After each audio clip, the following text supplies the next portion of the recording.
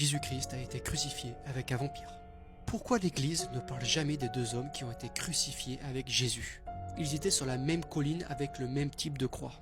La Bible ne dit même pas leur nom et l'Église dit que c'était seulement deux voleurs. Mais par hasard, tous les historiens confirment que dans l'Empire romain, on ne crucifiait pas les voleurs.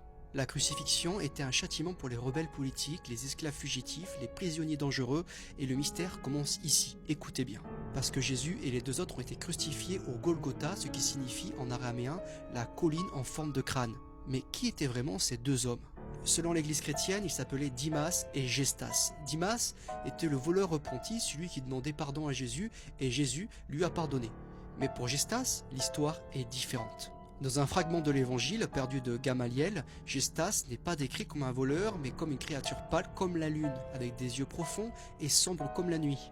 Il raconte que cette créature a été capturée près de Jérusalem après la disparition mystérieuse de plusieurs personnes dans un petit village. Quand les Romains sont arrivés chez Gestas, ils ont trouvé des corps sans vie, complètement vidés de sang, et lui était à genoux en train de boire du vin. En l'an 325 après Jésus-Christ, l'empereur Constantin a organisé une réunion avec les prêtres pour unifier son peuple.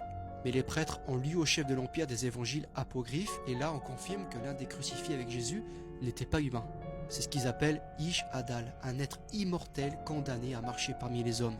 Et les prêtres ont dit à Constantin que pour une raison inconnue, cet être devait être présent le jour de la crucifixion du Messie, comme si sa présence faisait partie du rituel. 10 jours après la crucifixion, alors que tout le monde parlait de la résurrection de Jésus, un groupe de pèlerins a dit avoir vu un homme très pâle, enveloppé de draps, marcher dans le désert comme si de rien n'était.